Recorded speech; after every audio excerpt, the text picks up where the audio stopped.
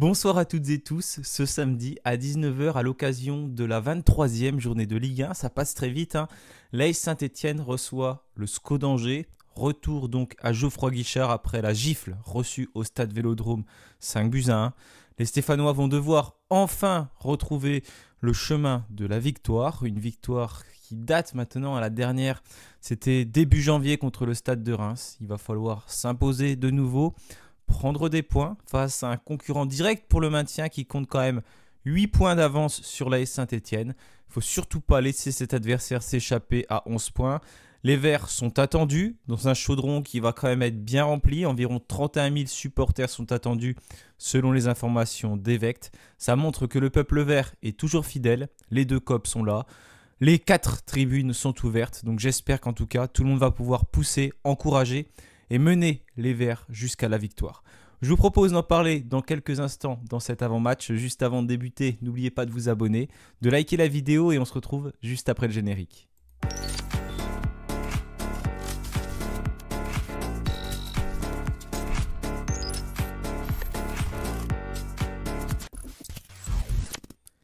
Et oui, comme chaque jeudi midi ou vendredi, tout dépend quand est la conférence de presse, Eric Orneland s'est présenté devant les médias pour faire un point sur l'état de son groupe. Et malheureusement, il y a quand même encore plusieurs absents. Déjà des bonnes nouvelles pour commencer avec Masson, Aymen Mouefek qui sont pleinement de retour à l'entraînement. J'ai pu écouter le début de la conférence de presse d'Eric Orneland. Là, je vous mets le post Twitter du club. Donc normalement, ces deux joueurs peuvent en tout cas prétendre à une place dans le groupe. Je ne sais pas s'ils pourraient être titulaires. Ils peuvent prétendre à une place.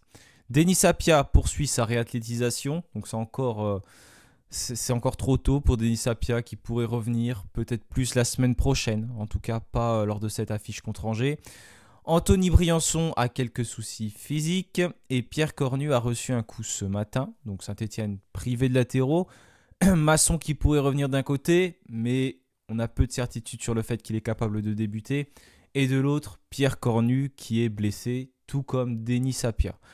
Donc encore une fois, on en revient à ce mercato. On n'a pas vraiment eu de latéraux, mis à part Maxime Bernauer, qui pourrait d'ailleurs être dans le groupe. Il a joué avec la réserve la semaine dernière, comme plusieurs autres joueurs professionnels.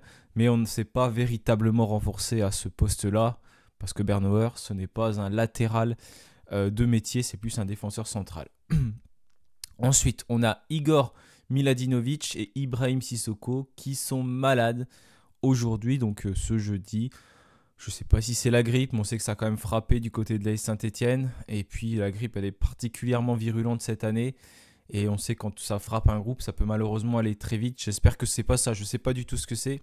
Mais en tout cas, les deux joueurs n'étaient pas forcément très, très bien aujourd'hui. Voilà en tout cas pour l'état du groupe. Donc je vous pose comme d'habitude cette affiche avec donc Benod, Wadji. Wadji, c'est pas pour tout de suite. Il l'a précisé en conférence de presse parce qu'il a oublié de l'évoquer. Et puis il a parlé Wadji, c'était pas tout de suite. Pierre Cornu, donc, qui a reçu un coup ce matin. Denis Sapia, absent, réathlétisation de retour. On l'espère dans pas trop longtemps non plus. Anthony Briançon, souci physique. Donc, je rappelle ceux qui sont en rouge, c'est ceux que je suis sûr et certain. Ceux qui sont en blanc, c'est ceux que on est plus incertain. Ibrahim Sissoko malade, Igor Miladinovic malade, ça fait quand même encore pas mal de joueurs donc sur le carreau que l'on ne verra pas potentiellement lors de cette rencontre contre Angers. On peut toujours les retrouver dans le groupe parce qu'il y en a beaucoup qui sont incertains, mais en tout cas ils ne sont pas à 100% et ils ne seront pas à 100% pour cette rencontre. Du côté d'Angers, c'est pareil, donc Alexandre Dujeu s'est présenté en conférence de presse. J'ai notamment lu le récapitulatif sur Ouest France. Donc on a Jean Eudaoulou qui lui est suspendu pour cette rencontre. On se souvient, l'ancien Stéphanois. On a Emmanuel Bumla, lui, touché au niveau des ischio-jambiers. C'est pareil, il est incertain. Carlen Arcus au niveau du mollet. Imad Abdelli, normalement de retour. Je l'ai quand même mis parce qu'il était incertain. Le capitaine, il était absent lors du dernier match. Il pourrait donc faire son retour. Esteban Le Paul, très incertain. Il est plus orange que blanc d'ailleurs. Touché au niveau des adducteurs, c'est le buteur d'Angers.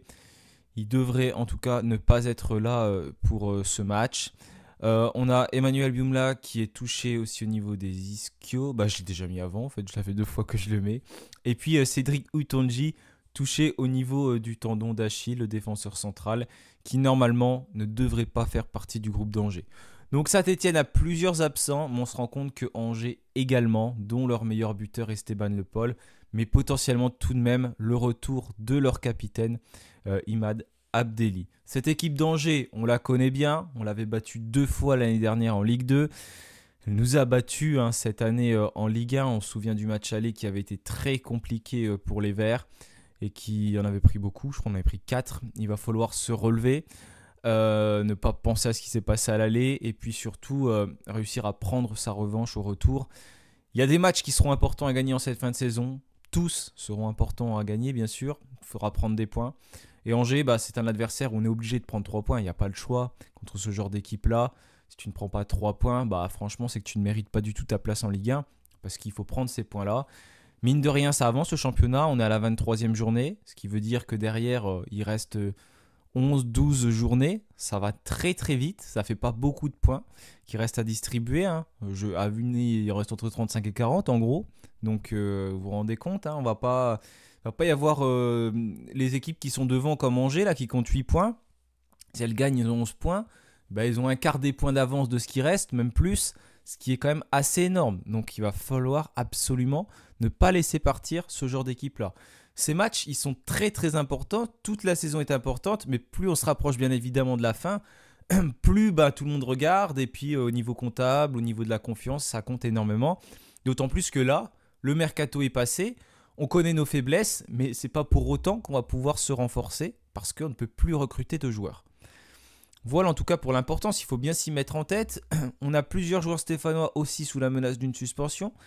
Dylan Batoubin-Sika, Augustine Boakier, Pierre Ekwa, Ibrahim Sissoko, on va voir s'il est dans le groupe, et Lucas Tassin. Un match, donc 5 joueurs stéphanois qui doivent véritablement faire attention. S'ils prennent un carton jaune, ils seront suspendus. Pas le match suivant, mais celui d'après. Et comme d'habitude, j'oublie de regarder ce que c'est. Je sais que le match d'après, c'est Nice, mais le suivant, je ne me souviens plus. On en reparlera très vite. Voilà en tout cas pour les joueurs sous la menace du côté de Saint-Etienne. Je me demande s'il n'y a pas le Havre qui arrive rapidement. Voilà l'état de forme de cette équipe d'Angers, donc qui a l'habitude de jouer dans un système en 4-2-3-1, qui n'avait pas gagné sur ses 3 derniers matchs. Bon, il y avait quand même Lens, Marseille. Ils avaient fait match nul contre le Havre. Et là, ils se sont imposés contre Reims dernièrement sur le score de 1-0. On sait que Reims, c'est une équipe aussi qui se retrouve vraiment en difficulté. Ça fait des mois qu'ils n'arrivent plus à gagner quasiment. Ils n'arrivent pas à enchaîner de succès. Et puis d'ailleurs, c'est le seul adversaire qu'on a battu depuis qu'Eric Orneland est là. Mais c'est une équipe qui n'avance vraiment plus. Voilà pour le 11 de départ du dernier match, notamment avec Belkedim qui avait remplacé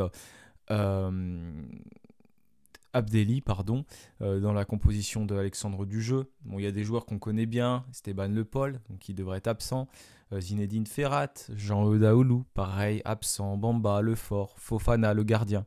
Voilà, c'est des valeurs sûres un peu de cette équipe d'Angers, qui n'a pas le plus beau jeu, bien sûr, de cette Ligue 1, mais qui arrive à faire le travail pour être pas si mal classé que ça, parce qu'aujourd'hui, c'est une équipe qui est quasiment dans le ventre mou du championnat. 11e, maintenant c'est 9e à la moitié comme il y a 18 clubs. Mais 11e de cette Ligue 1 avec 26 points. Et puis un bilan qui n'est pas si catastrophique que ça. 7 victoires, 5 nuls, 10 défaites. Une équipe qui a du mal sur le plan offensif avec 23 buts marqués. On va pas trop parler parce que nous on est incapable de marquer. Et puis sur le plan défensif, une équipe qui est quand même pas si mal que ça. 31 buts encaissés. Ils ont un peu de mal sur leur terre à domicile. Mais à l'extérieur, ils s'en sortent vraiment pas mal, avec quand même le 7e meilleur total de ce championnat. 4 victoires, 3 nuls, 4 défaites. C'est une équipe qui sait se déplacer et qui n'a pas peur à l'extérieur, qui n'est pas inhibée et qui sait aussi se défendre. Et puis même plus que se défendre parce qu'ils savent gagner des matchs, contrairement à nous. Je rappelle qu'à l'extérieur, pour l'instant, on n'a toujours pas gagné le moindre match, ce qui est quand même assez catastrophique pour nous et voilà, on mérite la place que l'on a quand on n'arrive pas à gagner à l'extérieur. Et maintenant, on galère même à domicile. C'est pour ça qu'il va falloir immédiatement se ressaisir, bien sûr. On a 2 matchs à la maison qui nous attendent, Angers et Nice, avant donc le déplacement qui arrivera ensuite. Donc le meilleur buteur, c'est Esteban Le Paul, qui compte 5 buts depuis le début de la saison. Mais comme j'ai dit tout à l'heure, il ne sera certainement pas là pour cette rencontre touchée au niveau des adducteurs. Donc un atout offensif en moins pour cette équipe d'Angers. Et puis le meilleur passeur, c'est donc Ale Vina qui avait joué latéral gauche notamment contre Reims et qui a 3 passes décisives depuis le début de la saison. Il n'y a pas véritablement de joueurs qui s'illustrent comme on peut le voir dans certaines équipes du côté d'Angers. Tout le monde a des statistiques qui sont à peu près similaires. Il y a beaucoup de passeurs, beaucoup de buteurs. Mais voilà, le meilleur buteur, c'est juste Esteban Paul avec 5 buts. Ce qui n'est pas énorme en 22 rencontres disputées, bien évidemment. Mais on n'est pas mieux, bien sûr, du côté de Saint-Etienne. Le meilleur buteur, c'est David Agili qui a quand même 7 buts. Lucas Tassin, meilleur passeur avec 4 passes décisives. D'ailleurs, Irvine Cardona a délivré sa première passe décisive pour Lucas Tassin contre Marseille. Et puis il est beau, on n'a pas assez parlé de ce but. Comme avec ce qui s'est passé durant le match, c'est un petit peu agaçant. Mais la chevauchée de Cardona sur le côté droit pour aller servir Stassin, elle est quand même très belle. Et c'est quand même quelque chose qu'il faut mettre en avant aussi. Et qui montre qu'un joueur comme Cardona peut réussir à faire la différence, même face à des équipes comme Marseille. Donc c'est très intéressant pour nous et j'espère qu'il va débuter. Vous verrez d'ailleurs ma composition et j'attendrai bien sûr la vôtre en commentaire.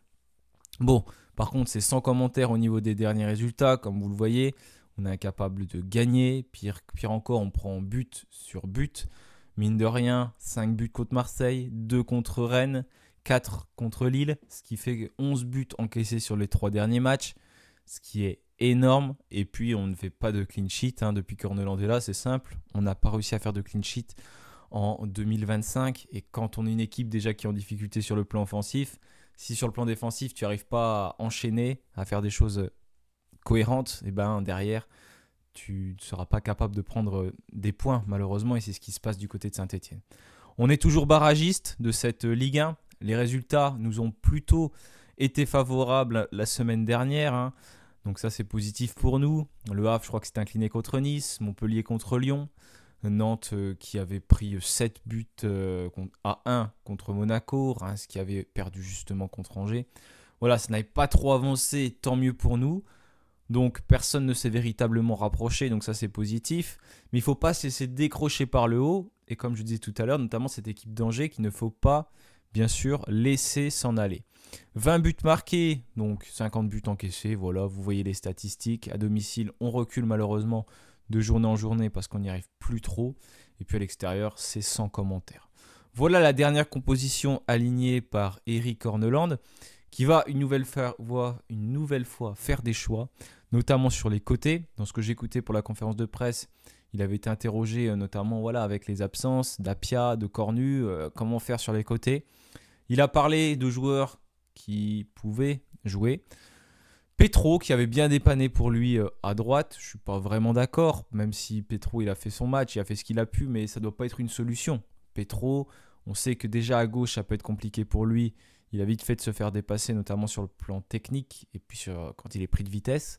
Donc si on le décale en plus sur un côté qui n'est pas le sien sur son mauvais pied, bon c'est pas censé être une solution quand même. Donc j'espère qu'on va le retrouver à gauche. Donc il a parlé de Petro, de Masson, ça offre une solution supplémentaire.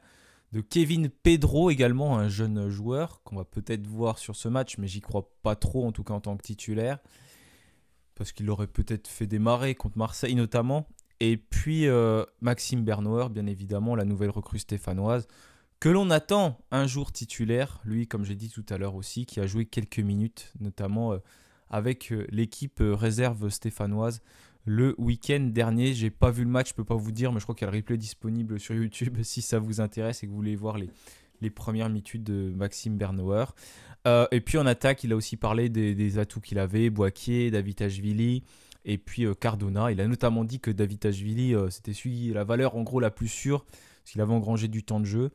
Donc j'ai l'impression encore qu'il va démarrer titulaire face à Angers. C'est pour ça que dans ma composition, je l'ai laissé titulaire aussi. Je vous la montre justement ma composition avec l'Arseneur qui sera dans les buts, même si ce serait peut-être l'occasion de tenter quelque chose, parce que 50 buts encaissés, même si l'Arseneur fait des arrêts, des fois il faut un petit déclic. Mais Brice Maubleu, j'y crois pas trop. Je l'ai vu contre Marseille notamment, il était très en difficulté. Donc je pense pas qu'il faut le mettre dans une équipe comme ça. Léo Petro, j'aimerais bien qu'il puisse enfin retrouver son côté gauche. Michael Nadé, Dylan Batumintika dans l'axe de la défense et Maxime Bernauer. J'espère qu'il va aussi pouvoir enfin démarrer une rencontre. Je vois bien débuter sur le côté droit. Donc pas d'Younis Abdelhamid, pas de Masson, parce que je pense pas à un joueur comme ça qui ne joue jamais, qu'il puisse démarrer tambour battant contre Angers. C'est peut-être quelqu'un qui va rentrer en cours de match, donc je ne l'ai pas mis titulaire. Le milieu, je reverrai ce retour avec Pierre Ecoua, Louis Mouton, Benjamin Bouchoiry. C'est ce milieu-là qui semble malgré tout le mieux fonctionner du côté de Saint-Etienne. Tardieu, donc je remettrai sur le banc pour cette rencontre, même s'il n'a pas fait un mauvais match contre Marseille, mais bon, on a quand même pris 5 buts. Au bout d'un moment, il faut changer certaines choses. Je vois personne tenir ce rôle de numéro 6, mis à part Pierre Ecoua. C'est celui qui semble le plus apte. Mouton, Bouchoiry, donc déjà, Bouchoiry, c'est le joueur qui se montre le plus au milieu de terrain. C'est notre patte technique, on ne peut pas s'en priver. Et Louis Mouton, donc voilà, je verrai bien redémarrer, à moins que ce soit de nouveau Florent Tardieu, mais je verrai bien faire ce choix-là. Davitashvili sur le côté gauche. Personnellement, je ne l'aurais pas mis. J'aurais mis Augustin Boaké et Irving Cardona. Mais avec les propos d'Eric Orneland, je n'ai pas l'impression qu'il va changer quelque chose. Cardona à droite, ça fait quand même 2 fois qu'il rentre en jeu. Il a fait une bonne rentrée, notamment contre Marseille. J'aimerais bien le voir aussi débuter en tant que titulaire. Et je verrais bien en point de l'attaque Lucas Tassin, qui s'est pas mal défendu aussi contre Marseille, même si le pauvre, il n'a pas eu beaucoup de ballons à toucher. Mais là, je le verrais bien débuter. Bon, en plus, Ibrahim Sissoko ne semble pas être en super forme. Il était malade. Je ne sais pas dans quel état il sera samedi. Mais bon, entre la conférence de presse et samedi, il ne reste pas non plus beaucoup de temps. Ça l'a certainement un petit peu gêné cette semaine. Il s'est peut-être moins entraîné aussi. Donc, de toute façon, il ne semble pas rentrer vraiment dans les plans d'Eric Orneland. Je verrais bien Lucas Tassin donc, en pointe de l'attaque. Sinon, pas vraiment d'autres changements pour moi. Comment on va jouer Saint-Etienne? Est-ce que Eric Orneland va changer quelques petites choses? Parce qu'on se rend compte pour l'instant que Saint-Etienne n'a qu'un plan de jeu. Eric Orneland n'arrive pas véritablement à s'adapter. On joue un peu tout le temps de la même façon. Ce que nos adversaires ont forcément bien compris. Et puis voilà, maintenant ils essayent de nous mettre en difficulté avec notre plan de jeu. Et on sait qu'on a un effectif bien sûr restreint. Si on n'avait pas un effectif restreint, ce serait peut-être différent. Voilà en tout cas pour ce match. Vous avez vu, c'est un peu tendu aussi au niveau de la Ligue 1, des droits TV encore. Bon, il y a notamment un extrait qui est sorti sur le journal télévisé de France 2 avec une réunion et tous les présidents. C'était assez lunaire par rapport aux droits TV, à l'argent qui doit être redistribué, DAZN qui accuse maintenant la LFP. Bref, on est dans un feuilleton qui est incroyablement... ça fait peur, quoi. C'est pas quelque chose qu'on aime. Ça va mettre en difficulté beaucoup de clubs. Pour l'instant, nous... on semble bien s'en sortir parce qu'on a quand même normalement un peu d'argent. Mais voilà, on peut aussi vite se retrouver en difficulté, surtout si on ne se maintient pas en Ligue 1, ce qui est l'objectif principal de cette saison. Et on attend bien évidemment une véritable réaction lors de cette rencontre entre Saint-Etienne et Angers. Nous, on se retrouvera juste après la rencontre pour le débrief comme d'habitude. En attendant, je vous souhaite une belle fin de semaine, un bon week-end et puis bien sûr, allez les Verts. Salut à tous.